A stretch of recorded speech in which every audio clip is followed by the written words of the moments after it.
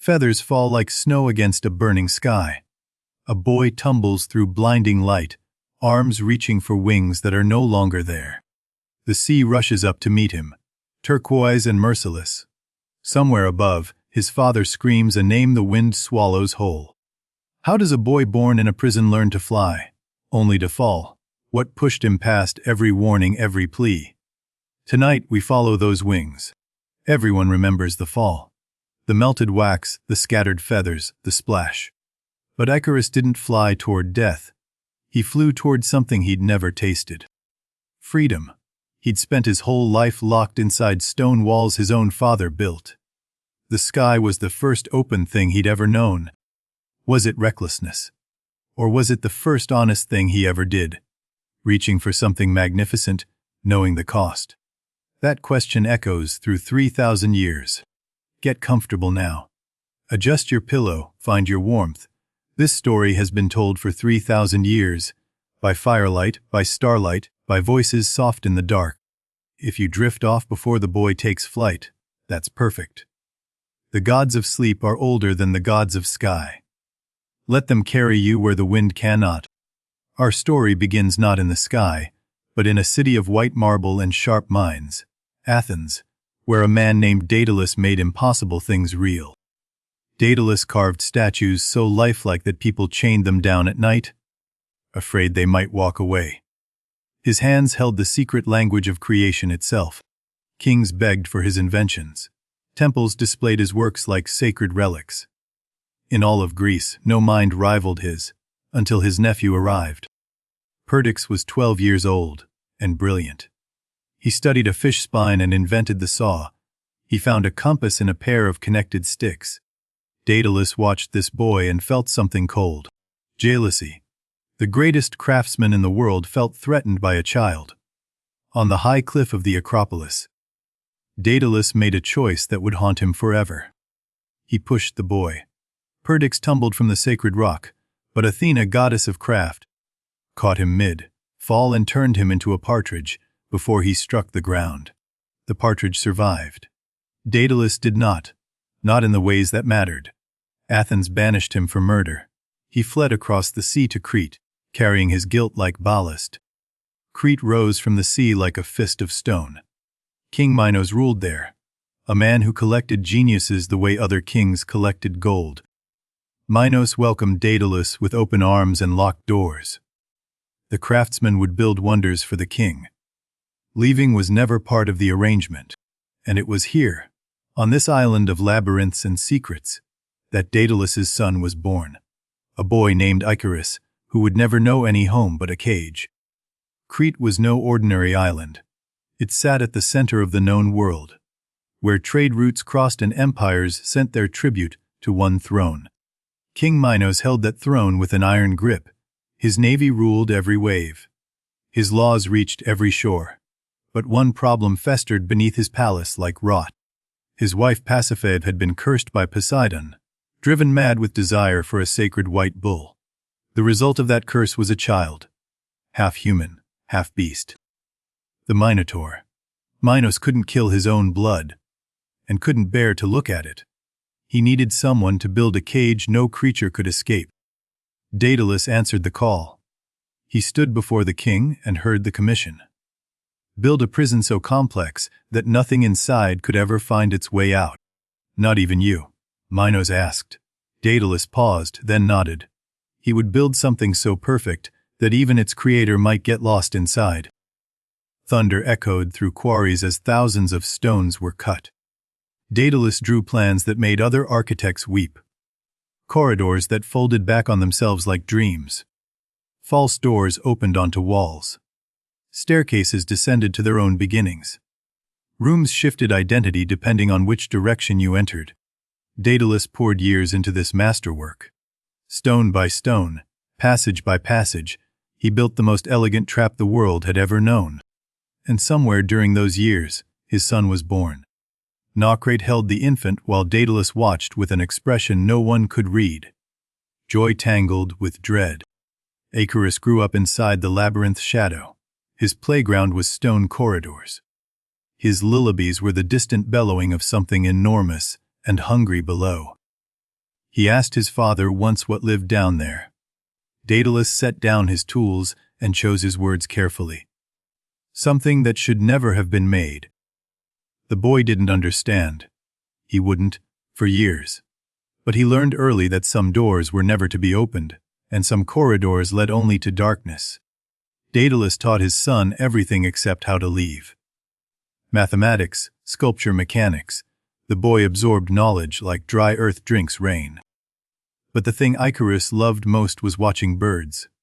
He would climb to the highest window and sit for hours, tracking gulls across an impossible distance of blue. They don't think about falling, Icarus told his father once. They just trust the air. Daedalus said nothing. But he remembered those words. Years turned inside those walls. Icarus grew tall and restless. The window got smaller as he got bigger. The sky didn't. Deep beneath the palace, the labyrinth breathed. Its corridors expanded and contracted with the heat. Stone lungs that never stopped sighing. At the center, the Minotaur paced. Asterion, that was the name his mother gave him. The name no one else used. He had never chosen this body. Never chosen this darkness. He bellowed not from rage but from loneliness, so vast it filled every corridor like floodwater. Every 9 years Athens sent 14 young lives into the maze. 7 boys, 7 girls. Tribute to the beast. Payment for an old war's debt. None came back. The labyrinth swallowed their screams, their footsteps, their names. Minos watched from above and called it justice. Daedalus heard the screams through the walls of his workshop. He had built this. Every dead end that trapped them, every false hope of an exit. His design. Icarus asked why the screaming always stopped. His father covered the boy's ears and whispered stories about the sea, about birds, about anywhere but here. The third tribute came and went. Then a ship arrived from Athens carrying someone different. A young prince named Theseus, who walked into the labyrinth smiling. Ariadne, Minos' own daughter, had given Theseus a ball of thread and a sword. Love made her betray her father's kingdom for an Athenian stranger's promise. The hero found the monster at the heart of the maze. Asterion rose to his full, terrible height. For a moment, man and beast simply stared at each other. The battle shook the labyrinth's bones. Theseus dodged horns that could gore through bronze. The Minotaur fought with the fury of something that had nothing left to lose. Theseus drove the sword home. The great body crumpled. Asterion's last breath was quiet, almost grateful. The maze finally had room to be silent. The prince followed the thread back to daylight. He took Ariadne. He took the other Athenians. He left Crete's shame bleeding on cold stone. When Minos learned what had happened, the walls of the throne room seemed to crack under the weight of his fury. His monster was dead. His daughter was gone. Someone had helped Theseus. Someone who knew the labyrinth's secrets. Minos turned his gaze toward the only man who could have guided the hero through. Daedalus. Minos didn't execute Daedalus. A dead genius builds nothing. Instead, he locked the craftsman and his son inside the very labyrinth Daedalus had designed. The architect of the maze became its prisoner. Every trick he'd built to trap others now trapped him. Every false door, every looping corridor, his own genius turned against him. But Daedalus had one advantage no other prisoner had. He knew this maze intimately, not well enough to walk out, but enough to find the spaces Minos had forgotten. He found a forgotten chamber high in the labyrinth's wall. A ventilation shaft that opened to the sky. Too narrow to climb through, but open to the air, open to... Daedalus watched those birds the way a drowning man watches a rope. They entered his prison freely. They left whenever they chose. The air belonged to no king. Minos controlled the sea with his navy. He controlled the land with his soldiers. But he never thought to guard the sky. No human had ever needed to. Icarus found his father collecting feathers one morning. Gull feathers, hawk feathers, dove feathers, sorted by size on the stone floor like a strange alphabet. "Feather," the boy whispered. "Are you building what I think you're building?" Daedalus looked at his son with eyes full of impossible promise. "Wings." For the first time in his life, Icarus felt something crack open inside his chest. Not fear, not hope, something bigger. The idea that the sky could be his. The ancient Greeks who first told this story lived on islands. The sea was both their road and their wall. To fly was the ultimate impossibility and the ultimate dream. Their gods owned the sky. Zeus threw thunderbolts from it. Helios drove the sun across it. For a mortal to enter that realm was not adventure, it was trespass. They had a word for it, hubris. Not just pride, but the specific arrogance of reaching beyond your appointed place.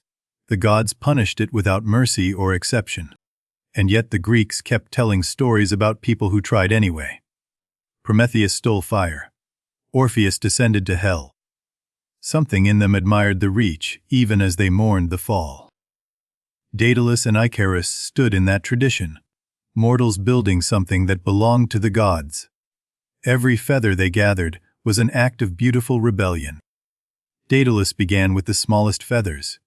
He melted beeswax over a low flame and pressed each one into place, building from the base like a real wing. Thread bound the larger quills to the frame. Wax sealed everything together. The design followed nature exactly, because nature had already solved the problem of flight. Icarus became the collector. He scrambled through corridors, gathering every fallen feather, sorting them by type. Flight feathers here, down feathers there. Sometimes the boy played with the feathers instead, blowing them into the air, watching them drift.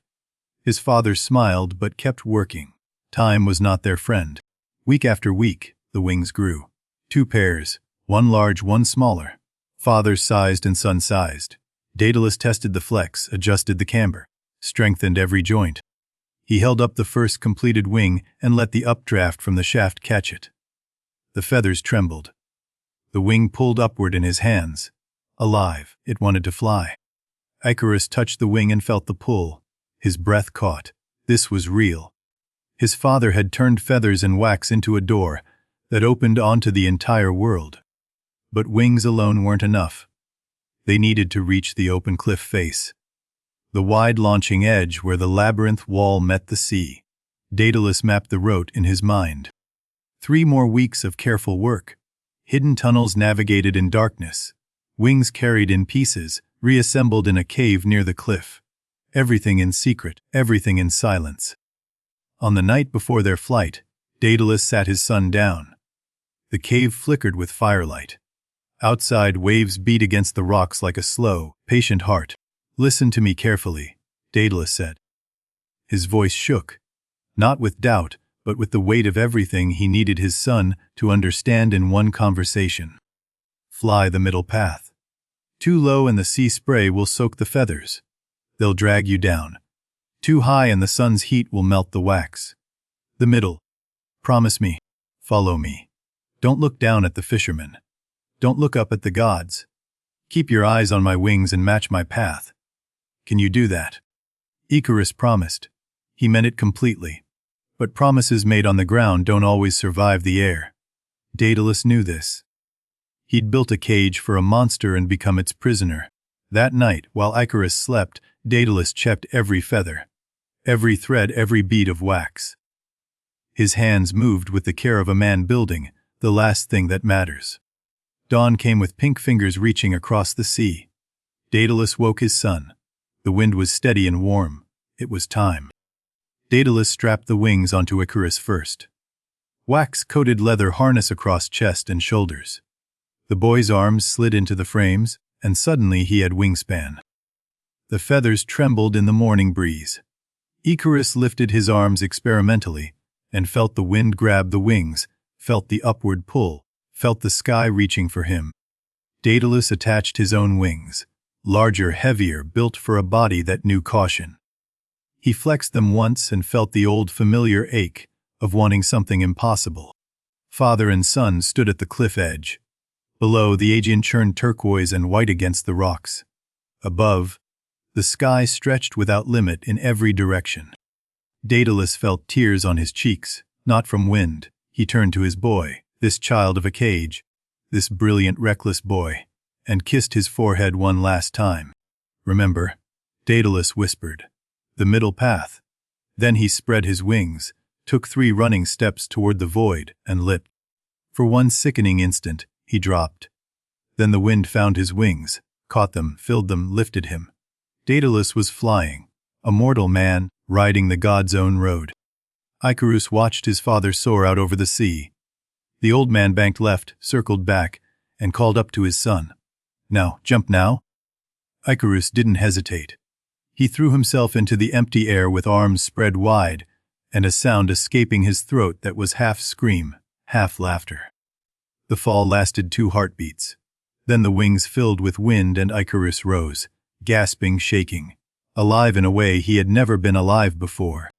They flew together, father ahead, son behind. 2 impossible figures casting shadows on the waves.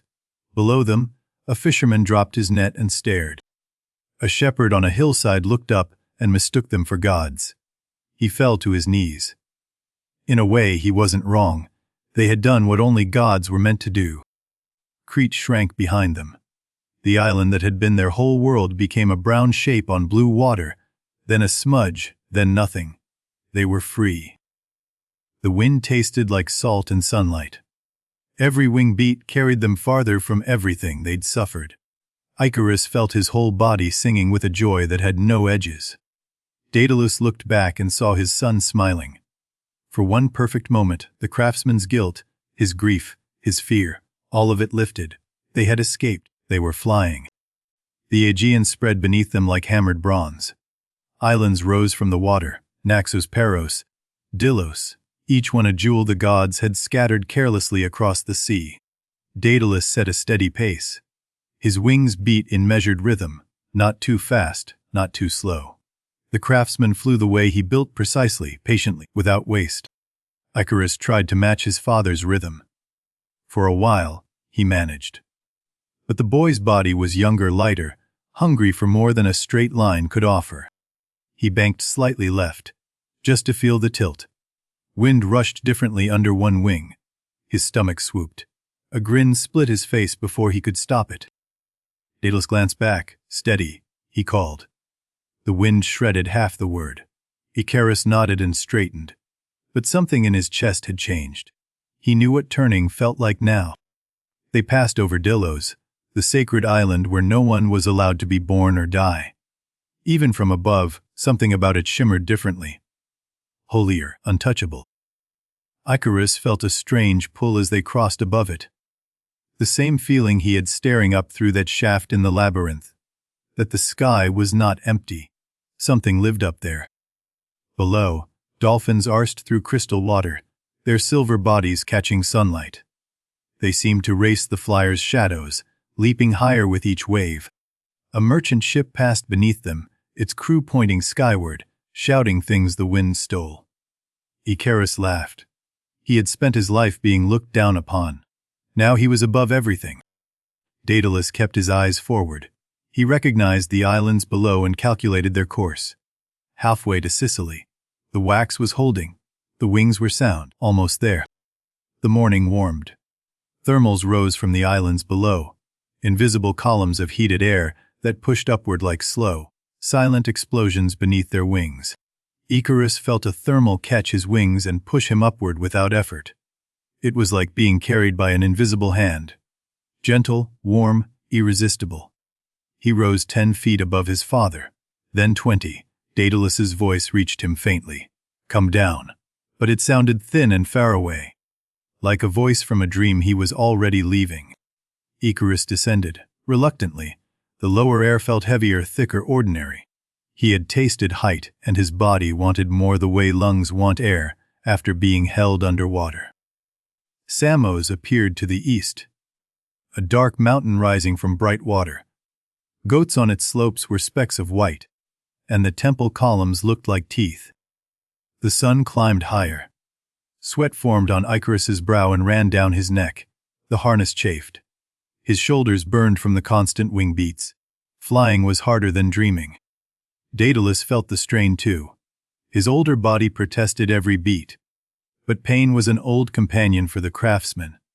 He knew how to work through it, around it, past it. Icarus watched a hawk circling below them.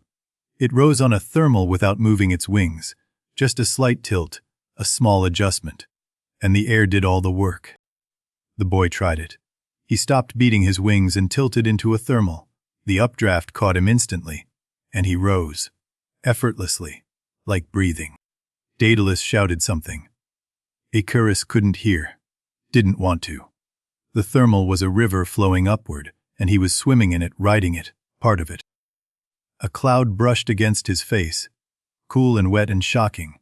He passed through it and emerged into brighter light. The sea below had become a blue abstraction, distant and theoretical. He could see the curve of the world.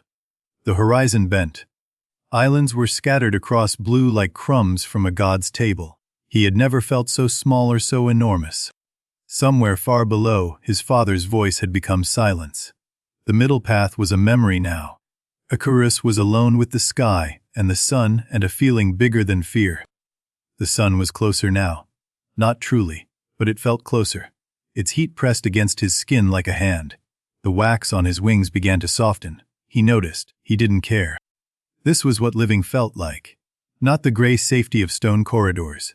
Not the measured path his father prescribed. This, the heat, the height, the impossible reaching, this was being alive.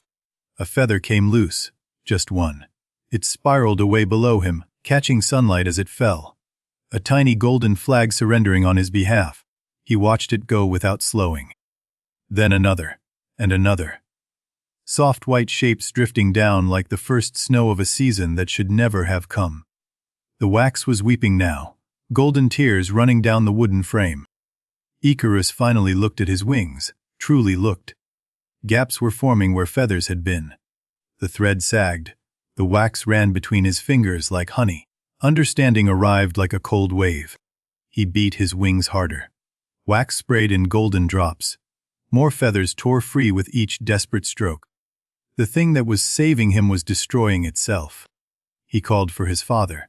The word came out broken, half wind, half cry. Below, impossibly far below, a speck with wings was circling, searching, screaming a name back. The right wing gave out first. It folded inward with a wet crack, wax and wood and feathers collapsing like a sail torn from its mast. Icarus lurched sideways. The left wing held for 3 more heartbeats. 3 beats of a wing that was already a ruin. Then it too surrendered, and Icarus was just a boy in empty air. He fell. The sky that had held him let him go without ceremony. Wind rushed past his ears with a sound like the whole world inhaling. Feathers fell with him. A rain of white and brown drifting slower than his body, as if the wings were trying to follow their master down, unable to save him, unwilling to leave. The sea grew larger, turquoise became detail, individual waves, whitecaps, the dark shadow of a reef. The abstract blue became terribly, specifically real. In those last seconds the boy's face held no terror. Something stranger lived there, wonder, perhaps, or recognition. He had touched the edge of something worth falling for. The impact was swift. The Aegean swallowed him whole. A circle of white foam, a moment of silence. Then nothing but gentle waves closing over the space where a boy had been. The sun kept burning. The waves kept rolling. A fisherman nearby pulled in his net without looking up. The world continued as if nothing extraordinary had happened, or ended. Daedalus arrived too late. He circled the spot where feathers floated on still water, white dots on blue, like stars reflected in the wrong sky. He called his son's name until his voice broke. The sound scattered across the water and came back as silence. The sea offered nothing, not even an echo. Grief hit him like a physical thing. A weight that pressed against his wings and made flight feel like drowning. He understood now what he'd built, not escape, a coffin with feathers. He flew on because there was nothing else to do. The wings worked. His body obeyed. The craftsman in him kept flying even as the father in him died above the Aegean. Islands passed beneath him that he didn't recognize and didn't care about. The beauty of the world was an insult now. Every sunbeam was the one that killed his boy. He remembered the warnings he'd given. The middle path. Don't fly too high. Had he been clear enough? Had he said it the right way? Would different words have saved his son? The cruelest thought came last. He had built wings strong enough to escape Minos, but not strong enough to survive his son's joy. His genius had calculated everything except Icarus. Hours passed. The sun that had taken his son now began to descend, as if it too were tired of this day. The western sky bled orange and red into the sea. A coastline appeared ahead, not Crete. Somewhere new. Rocky shores and green hills, and the smoke of a civilization that knew nothing of his grief. But Daedalus did not land. Not yet. He turned his wings and flew back toward the open sea. Back toward the place where feathers still floated on quiet water. He found the body at twilight, washed against a small island's rocky shore. The waves had been gentle with his boy, as if the sea, at least, felt sorry for what the son had done. The storyteller by the ancient fire would have paused here. Let the silence hold. The Greeks understood that some moments need no words. Only the sound of breathing and the sea. 3,000 years ago, when a Greek father lost a child, they said the gods had claimed their due. Mortality was the price of being human, and the sky was the gods' reminder of that price. Ovid would write this story down centuries later. A Roman poet inheriting a Greek grief, shaping it into verse that could cross any ocean, survive any empire's fall. But the story existed long before Ovid. Sailors told it to each other on ships crossing the same waters where Icarus fell. They pointed at the sea and said, "It happened here." Every retelling changed something. In some versions Daedalus warned once. In others 100 times. The details shifted, but the fall remained. Because the fall is what we recognize. Daedalus knelt beside his son on that unnamed shore. The wings hung from his back like a mockery. He unstrapped them and laid them on the rocks, and never wanted to see them again. He dug the grave with his hands. The same hands that had shaped the labyrinth, that had built wings from feathers and wax. Those hands pushed sand and stone aside for a boy-sized hollow. He placed Icarus gently into the earth, arranged his arms, closed his eyes. The boy looked like he was sleeping. The way he'd slept in the cave the night before, when everything was still possible. As he covered the grave, a partridge landed on a nearby branch. It watched him with knowing eyes and sang, a sharp, triumphant note. Daedalus recognized Perdiccas' spirit and wept harder. The boy he'd pushed from the Acropolis had survived as a bird. The boy he'd given wings had fallen from the sky. The symmetry was perfect, and perfectly cruel. Daedalus named the island Icaria, giving his son the only immortality a mortal can have. A name on a map, a story that outlives the bones. He also named the sea, the Icarian Sea, where the waves still carry the memory of white feathers drifting down from an empty sky. Dawn found Daedalus strapping his wings back on. His hands shook. The harness felt heavier now, weighted with everything it had cost. But he had to fly. Walking across water was not an option. He flew low, just above the waves, the middle path, the one he'd begged Icarus to follow. Spray dampened his feathers. He didn't care. He would never fly high again. West, he flew west. Away from Crete, away from Minos, away from the grave on Icaria. Toward a place where no one knew his name or what his hands had built and broken.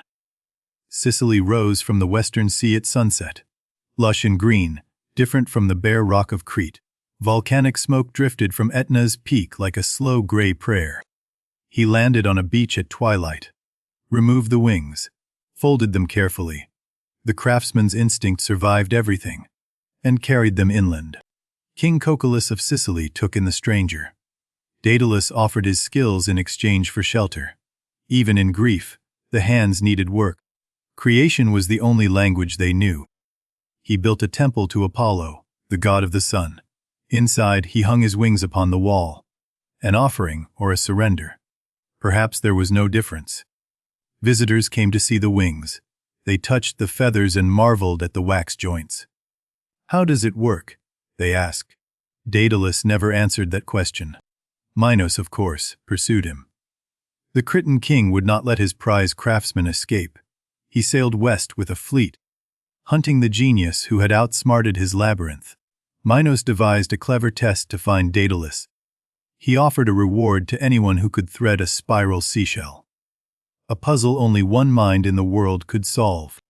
Daedalus couldn't resist. He tied a thread to an ant, placed the ant at the shell's base, and sealed honey at the top. The ant crawled upward through every spiral, trailing the thread behind. When Minos heard the shell had been threaded in Sicily, he smiled. Only Daedalus could solve that puzzle. He sailed for Cocalus' kingdom with murder in his heart. But Cocalus was no fool. When Minos came demanding his guest, the Sicilian king invited the Cretan king to bathe after his long journey, hospitality with hidden teeth. Daedalus had built the pipes that fed those baths.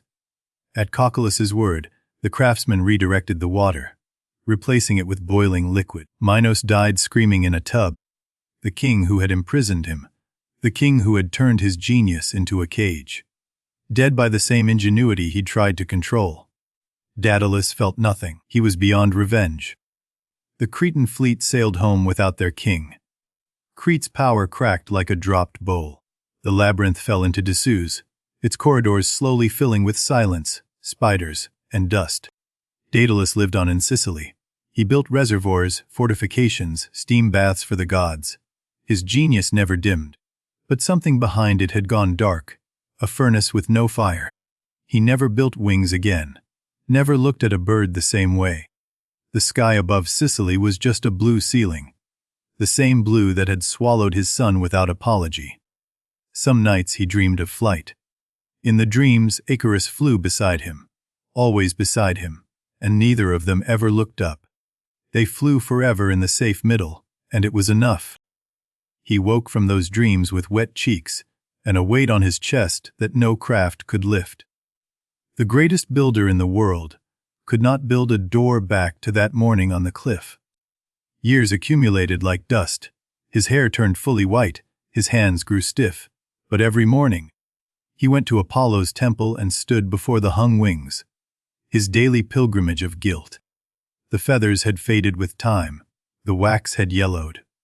But the wings still held their shape, patient, silent, waiting for a flight that would never come.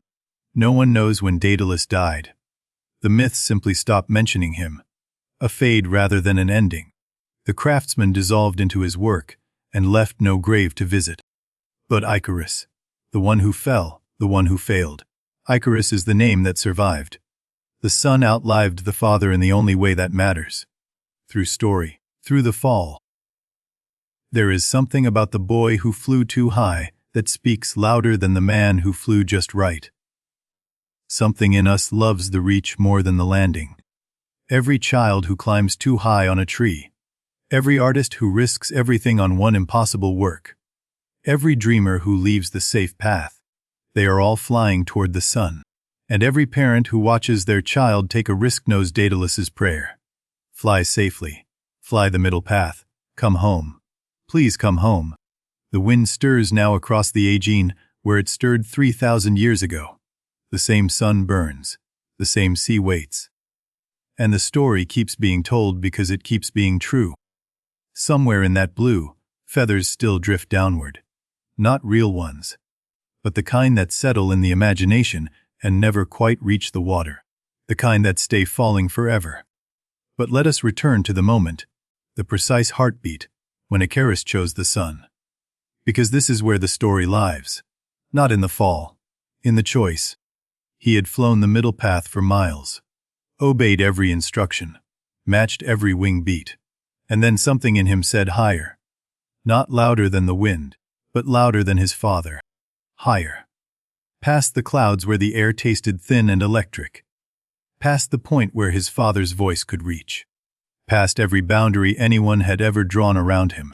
The sun blazed, the wax began its slow betrayal, and Icarus, eyes wide, heart hammering, wings already beginning to fail, smiled. He smiled because he was flying, truly flying, finally free. That smile. 3,000 years and we still see it. The boy made of wax and wonder, burning bright against the sun. Remember it as you rest tonight. The courage it takes to reach. The sun is lower now in our story, and perhaps in your room too. Let the warmth settle around you. We're past the fall, What comes next is quieter and deeper. Daedalus and Sicily built things that worked perfectly. Aqueducts that never leaked. Fortresses that never fell. Perfection came easily now. It was the only thing left that didn't hurt. He built a reservoir that held an entire river's worth of rain. The people of Sicily called it a miracle. Daedalus called it a distraction. Both were right. At night, the workshop fell silent. Tools rested, and Daedalus sat with the thing no invention could fix, the memory of a boy laughing in the wind, reaching for the sun. He carved a statue of Icarus once. Worked on it for months, got the curl of hair right, the angle of the jaw, the exact way his son's eyes crinkled when he smiled. When it was finished, he covered it with a cloth and never looked at it again. Some things are too well made. The statue was perfect, and perfection was unbearable. Guilt has its own architecture. Daedalus knew this better than anyone. It builds walls you cannot see, corridors that loop back to the same terrible room. He had built the labyrinth to trap a monster. Now he lived inside a labyrinth of his own making, one without walls, without exits, without even the mercy of a minotaur to end it. The question circled endlessly, could he have built the wings differently? Stronger wax, tighter thread, a frame that locked so the boy couldn't climb, even if he wanted to. But he knew, wings that couldn't climb weren't wings. A boy who couldn't reach wasn't Icarus. The fault was not in the design. It was in the distance between a father's love and a son's nature. This is the wound at the center of the myth. Not hubris. Not disobedience. But the impossibility of keeping safe the people we love most without caging them. Daedalus gave his son wings because the cage was killing him slowly. The sky killed him quickly. Neither choice was kind. Both choices were love. There is a version of this story where Daedalus never builds the wings. Where father and son grow old together inside stone walls. Where Icarus dies at 60, having never flown, having never fallen. No one tells that version. No one remembers the boy who stayed on the ground. We remember the fall because the fall means he flew, and flying meant he lived, even if only for minutes. Daedalus eventually understood this, not quickly, not easily, but in the slow way that grief sometimes opens into something wider. The way a river carves a canyon. One morning he went to the temple and stood before the hung wings. Sunlight moved across the feathers. And for the first time in years, he didn't see failure, he saw flight. His boy had flown. A human being born in a prison had touched the sky. The wax had melted, yes. But for those minutes above the clouds, his son had been the freest creature alive. Perhaps that was the offering Apollo wanted all along. Not the wings on the wall, but the understanding that creation always costs something. And the cost doesn't make it wrong. The craftsman touched a feather, the first time he'd touched the wings since hanging them. It was brittle now, sun-bleached. But it still held the curve of flight in its shape. Daedalus wept, but these tears were different from the ones on Icaria. Those had been acid. These were rain, the kind that softens ground and lets things grow. Outside the temple, children were playing. Their laughter drifted in like birdsong. One of them was climbing a tree, higher than the others dared, a girl with wild dark hair and no fear of falling. Daedalus watched her through the temple doorway. His heart clenched, then released. She would climb. She might fall. She would climb anyway. That was the human design. He returned to his workshop that afternoon with something he hadn't felt in years. Not happiness. That was still too far. But purpose. A reason to pick up tools that wasn't just distraction. He began to carve the story. Not in marble, too permanent, too proud. In olive wood, warm and fragrant. The kind that holds its grain through centuries of weather. Wings unfurling, a face turned upward. The curve of a body learning that it can leave the earth, not the fall. Daedalus carved the flight, the part worth remembering. He placed the carving at the base of the hung wings in Apollo's temple. The god of light and the god of truth. One offering for both. Here is what I built. Here is what it cost. Here is why it was worth it. Travelers who visited the temple in later years described the carving. A boy in flight, they said, reaching upward. And though the wood was warm, something about his smile made you shiver. The wings and the carving are long gone now. Wood rots, wax crumbles, feathers return to dust. But the story Daedalus shaped has outlasted every material he ever worked with. Stone crumbles, bronze corrodes, but a good story is the only thing humans build that gets stronger with time. Each telling adds a layer, each listener adds a life. Rest easy now. The sharpest parts of the story have passed. What remains is reflection, the quiet that comes after thunder, when you can hear the rain clearly for the first time. Now let us walk backward through the myth, to the parts the quick versions leave out. The hidden rooms, the quiet moments that make the flight mean more. Icarus was 5 when he first understood he was a prisoner. He asked Daedalus why they couldn't go outside, and his father's silence was louder than any answer. The boy cried that night, quietly, the way children cry when they sense their parent cannot fix the thing that's broken. Daedalus held him and stared at the stone ceiling and made a promise to the dark. He kept that promise for 12 years. Through every design he made for Minos, a second design lived in his mind, the one that would carry his son away from this place. Icarus grew up between 2 worlds, the stone world his body occupied, and the sky world he watched through every crack and window.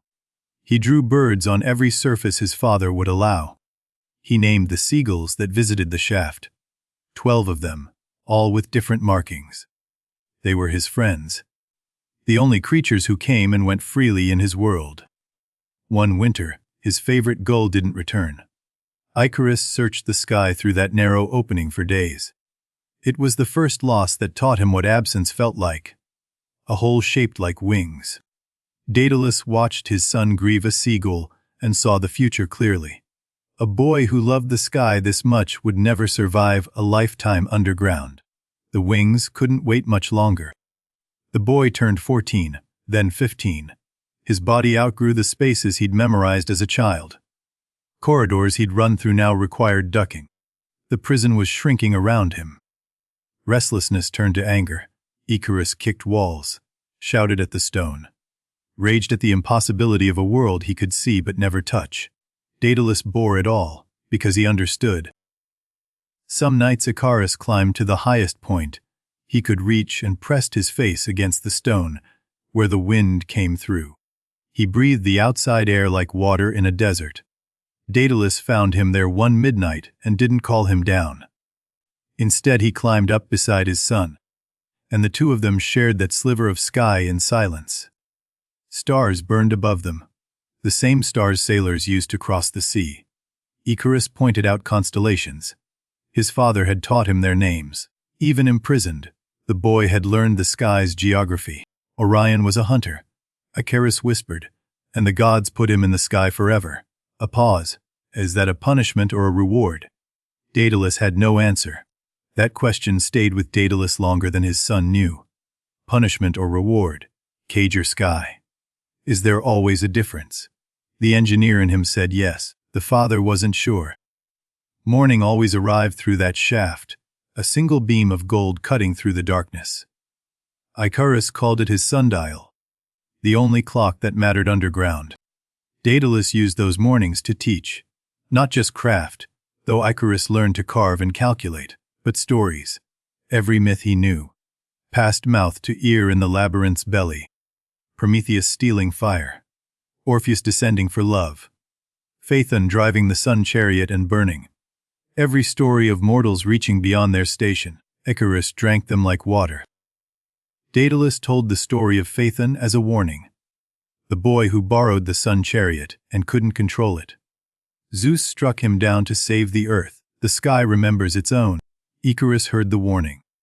He also heard something else in every one of those stories. That the mortals who reached were braver than the gods who punished them. That was the part his father didn't intend. The labyrinth groaned some nights, deep sounds from its lowest levels, stone settling, or perhaps the ghost of the Minotaur still pacing corridors that had forgotten his footsteps. Icarus sometimes left offerings at the corridor that led to the Minotaur's old chamber.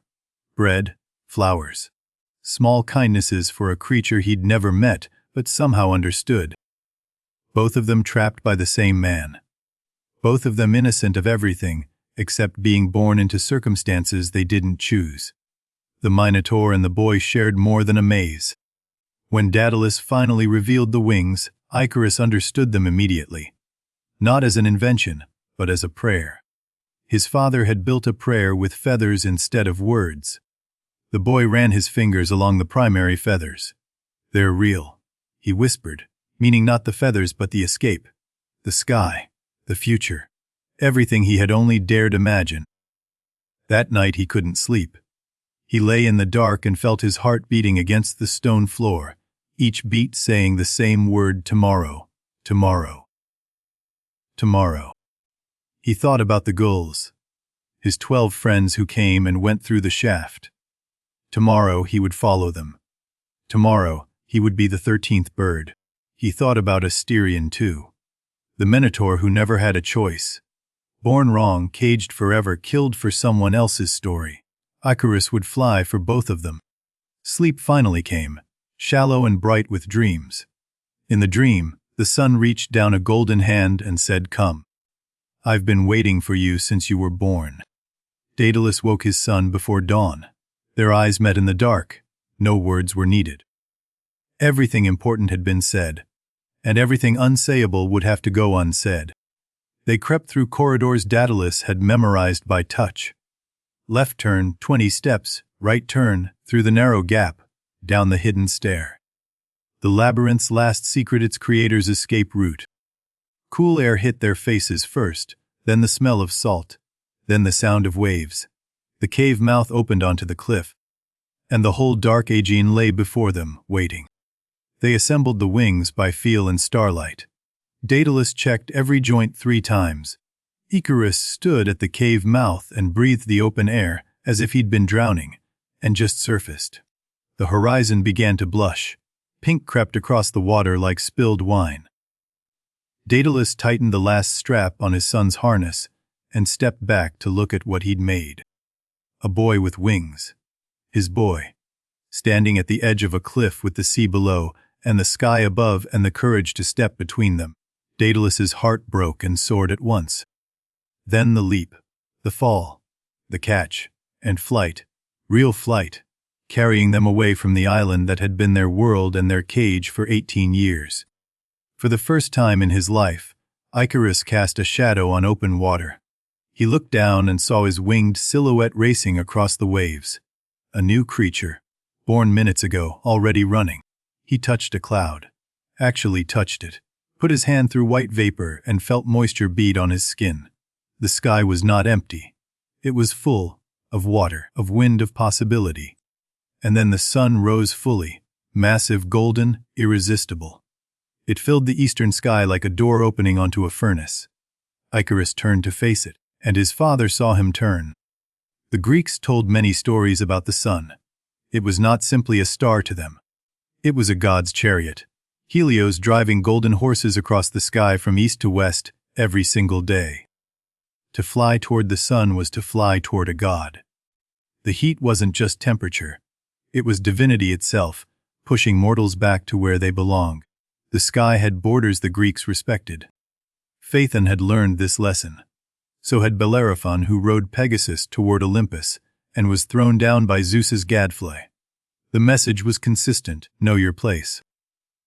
And yet the Greeks also worshipped Prometheus, who stole fire from heaven and gave it to mortals.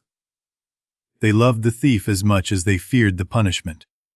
Contradiction lived at the heart of their faith. Icarus inherited that contradiction: obey and survive, or reach and burn.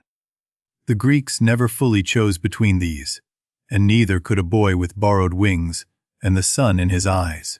He chose the sun. We've already seen the fall. But let us slow it down now. Hold each second like a bead on a string. Because inside the falling there are rooms we haven't entered. The first thing Icarus felt when the wings failed was surprise. Not fear, surprise. His body expected to fly. It had been flying. The absence of flight was as shocking as a sudden silence. Then came gravity, patient, absolute, the oldest law reasserting itself. It pulled gently at first, a suggestion, then a command, then a verdict. Slowly at first, then faster. The world spun, sky, sea, a wheel of blue and gold that would not stop turning. His hands grasped at nothing. The air that had carried him minutes ago slipped through his fingers like sand. Like water, like time itself refusing to be held. Somewhere in the fall, the fear passed. It came and went like a wave, massive, cold, total. And then it was gone, replaced by something harder to name, clarity perhaps, or surrender. He could see the world perfectly now. Every wave had a shape. Every cloud had a border. Falling stripped away everything unnecessary, and left only what was real. He remembered his father's voice, the middle path. He remembered the seagulls. He remembered bread left at a corridor entrance for a monster who never chose his shape. He remembered the exact feeling of the thermal lifting him, that invisible hand cupping his body and pushing gently upward. The sky had wanted him.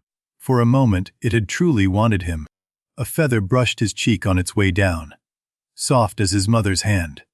Nocrate, he could barely picture her face. She had held him once. The feather held him now, just for a breath.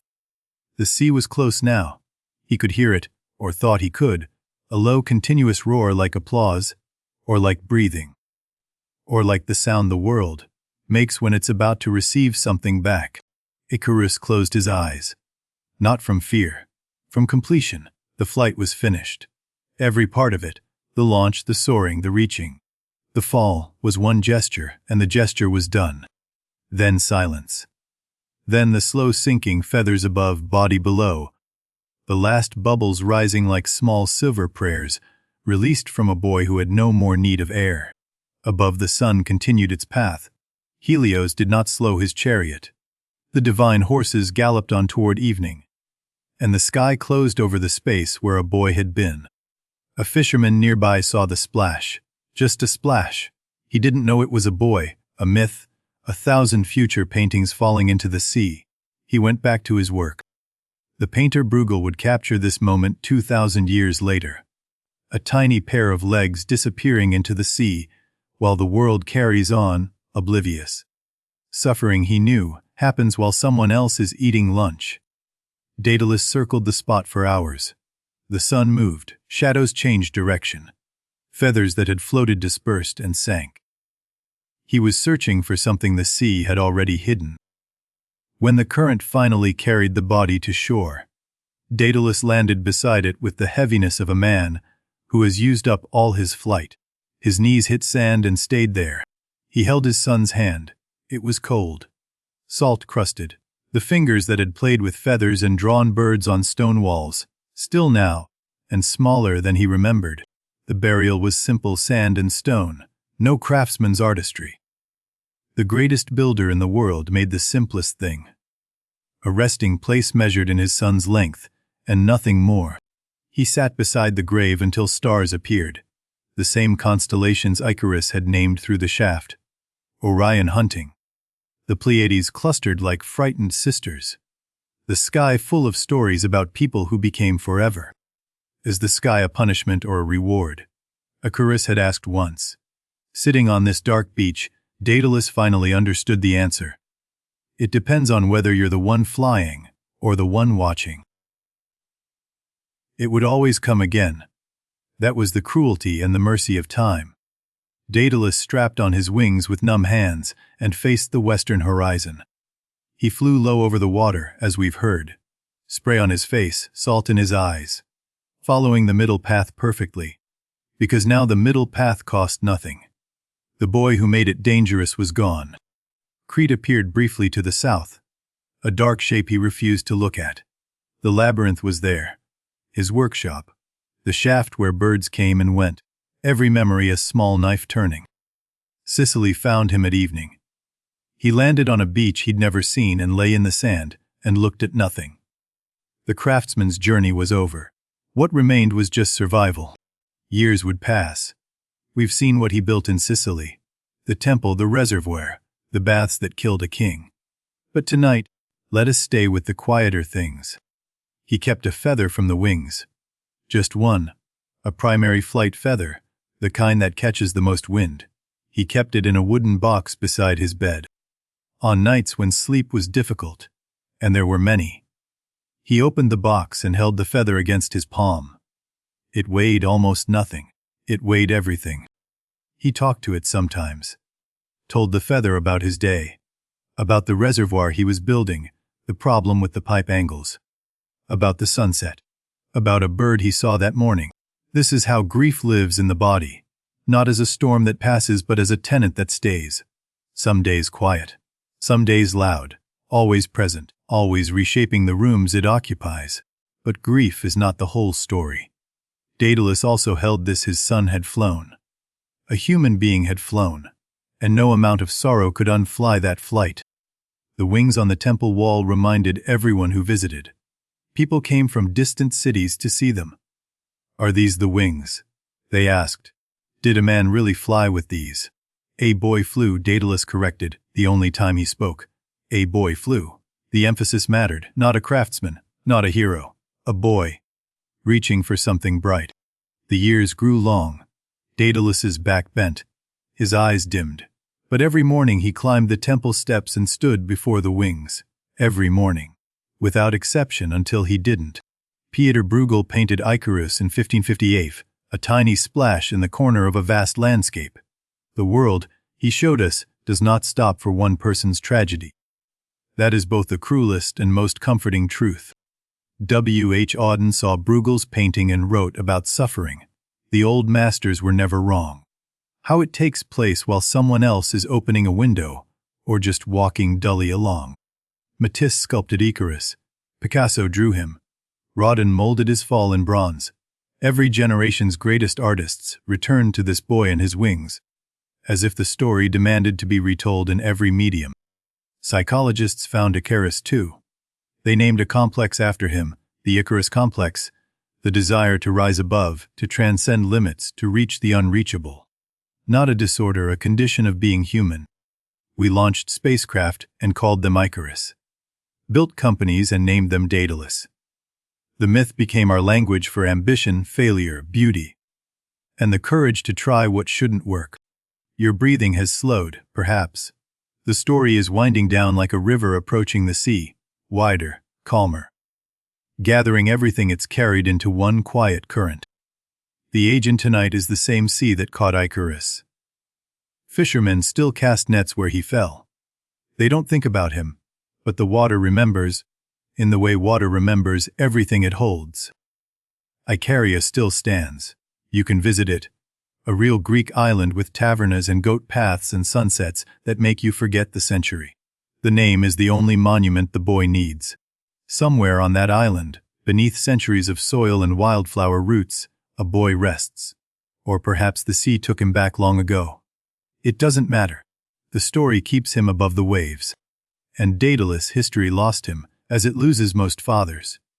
But his wings survived, not on a temple wall, but in the blueprint of every aircraft, every dream of human flight.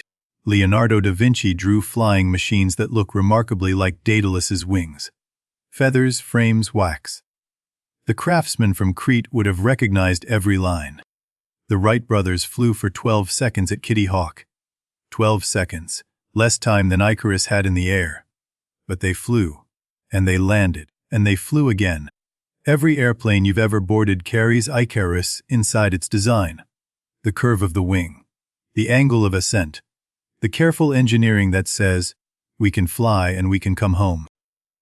We fixed the wax problem. We strengthened the frame. We built wings that don't melt. But we kept the reaching. Because without the reaching, there's no reason to fly at all. Icarus would have loved the rockets. The fire and the roar and the impossible ascending.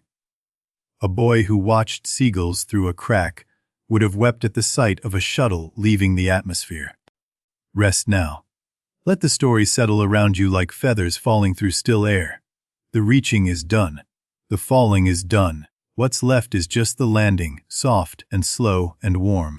In the end, the myth of Icarus is not about a boy who flew too close to the sun. It is about a father who loved his son enough to build him wings, knowing the sky might take him. It is about a boy who tasted freedom and chose more of it, even past the point of safety, past the point of return, past the point where the wax held and the air was kind. It is about a prison that couldn't hold what it was designed to hold, a labyrinth outsmarted by feathers and love, a king defeated by a father's refusal to let his son grow old in the dark. And it is about the sun, ancient, burning, beautiful, which does not care whether we fly or fall, but simply shines, and always will, long after the last wing is folded and the last story told. Close your eyes now, if you haven't already. The wings are hung, the sea is calm, the sun has set, and somewhere in the sky between memory and sleep, a boy is still flying. The wax, the feathers, the sun. These are not just plot details. They are the oldest symbols we have for the things that hold us together and the things that pull us apart. Wax is temporary. It melts, it bends, it breaks down under heat. Daedalus chose the most fragile material to build the most ambitious thing. That wasn't a mistake. That was the truth. Everything we build to fly with is temporary. Relationships, careers, bodies, youth itself. We strap on wax wings every morning and pretend they'll hold forever. They never do. We fly anyway. The sun in this myth is not a villain. It does what it has always done, burn. The sun didn't reach down and destroy the wings. Icarus flew up to meet it. The danger was the destination. We all have suns. The thing we reach toward knowing it might burn us. The promotion that might consume us. The love that might break us. The dream that asks for more than we can safely give. The labyrinth is the other symbol that doesn't get enough attention. Before Icarus could fly too high, he had to escape flying too low, the maze that kept him underground, unseen, unlived. Most tellings focus on the fall. But the imprisonment matters just as much. Icarus didn't fly recklessly because he was foolish. He flew recklessly because he had been caged. Freedom overwhelmed a boy who had never learned its edges. A bird raised in a cage, when freed, does not fly carefully. It erupts, it spirals, it goes as far and as fast and as high as its wings can carry it. That is not hubris, that is hunger. Daedalus understood this. That's why his grief was doubled. He grieved his son, and he grieved the cage that made his son's wildness inevitable. The maker of prisons lost his son to freedom. There is a lesson here that the Greeks whispered, but never shouted. The opposite of imprisonment is not safety. It is risk. And risk is what makes a life worth the living. But this myth also belongs to every parent who has ever let go. Every mother at a school gate. Every father watching taillights disappear. The moment your child leaves the ground you built for them. Daedalus gave the warnings. Fly the middle path. Don't go too high. Don't go too low. These are the words every parent speaks, knowing, as Daedalus knew, that the sky decides, not the words. The hardest part of being Daedalus is not the grief. It's the knowledge that building the wings was still the right thing to do. That the cage would have been worse. That love sometimes means danger. Would you build the wings, knowing what you know? Would you strap them onto the person you love most and push them toward the cliff edge and pray? Every parent in history has answered yes. Not always with wings. Sometimes with car keys or college tuition, or a packed suitcase, or simply the words go. I'll be here when you come back. And sometimes they don't come back the same way they left. Sometimes the wax melts. Sometimes the fall happens. And the parent stands on the shore and names the island after their child. This is why we still tell this story. Not because it teaches a lesson. Not because it warns us away from hubris. But because it holds both truths at once. Flight is beautiful and flight has a cost. The cost doesn't make the flight wrong. The flight doesn't make the cost acceptable. Both exist. Both are real. The myth holds them without choosing, and asks you to do the same. 3,000 years of telling this story, and we still haven't decided if Icarus was brave or foolish. Perhaps that's the answer. Perhaps the question is the point. Let the question drift now. It doesn't need an answer tonight. Some stories are meant to be slept on, turned over in the drowsy mind until the edges soften and only the feeling remains. Flying too close to the sun. You've heard the phrase. Everyone has. It lives in our language the way salt lives in the sea, dissolved, invisible, flavoring everything. We say it about entrepreneurs who risk too much, athletes who push past injury, lovers who give more than they can afford. The boy from the labyrinth became a shorthand for every magnificent overreach. But listen to how we use it. We say, flew too close to the sun, with admiration as often as warning. The phrase carries wonder inside its caution, respect hiding inside its rebuke. Ovid gave us the words. Bruegel gave us the painting. Auden gave us the poem. Matisse cut Icarus from blue paper, a falling figure with a red heart, still burning as it descends. Musicians found him too, from Led Zeppelin to Iron Maiden to a dozen quiet folk songs. Icarus keeps landing in lyrics the way he landed in the sea, with a splash that ripples outward forever. Children hear the story and understand it before they can explain it. Something about reaching for a bright thing and having it taken away. That is among the first sorrows a small life learns. Old people hear the story and understand it differently. They hear the father. They hear the warning. They hear the silence after the splash, the part where you keep living in a world that is missing someone. That is the mark of a story that will never die. It changes meaning as you change. It grows with you. At 20, you are Icarus. At 50, you are Daedalus. The myth waits for you to arrive. 3,000 years from now, someone will tell this story again. The details may change. Wax might become something else. The sea might have a different name. But a boy will fly, and a father will grieve. And the sun will burn on. That is the legacy of Icarus. Not a lesson. Not a warning. A mirror. Hold it up and you'll see yourself, reaching for something. Held together by something fragile, lit by something you cannot touch. The story is told. The wings are folded. The sea is still. Let the last of the words settle like feathers on quiet water, slowly, softly, finding their rest. The Aegean is sleeping now. Even the waves have gentled to whispers. Small sounds against the shore, patient and repetitive. The oldest lullaby the world knows how to sing.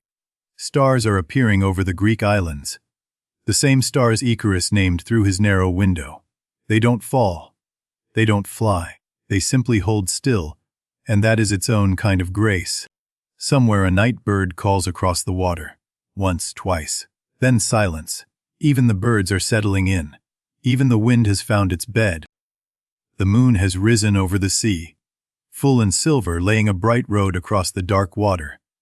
If you followed it, it would lead you nowhere, and everywhere, and that's enough. Let your breath slow to match the waves. In and out. In and out. The sea has been breathing this way since before the gods had names. You are safe on the ground tonight. No cliffs, no wings, no wax. Just warmth and quiet and the long slow drift toward morning. The sun will rise again, gently as it always does. If Icarus could speak to you now, he wouldn't warn you about the sun. He'd say it was worth it. Every second. The wind, the light, the reaching. All of it. Worth it. Sleep now. The ancient world will keep. The myths will hold their shape until you need them again. The gods are patient. The stories are patient. The sea is patient, and so is the morning. Good night. Dream of wings if you like. Dream of the sun. Dream of a boy who flew, and for one shining moment, touched the edge of everything. Good night.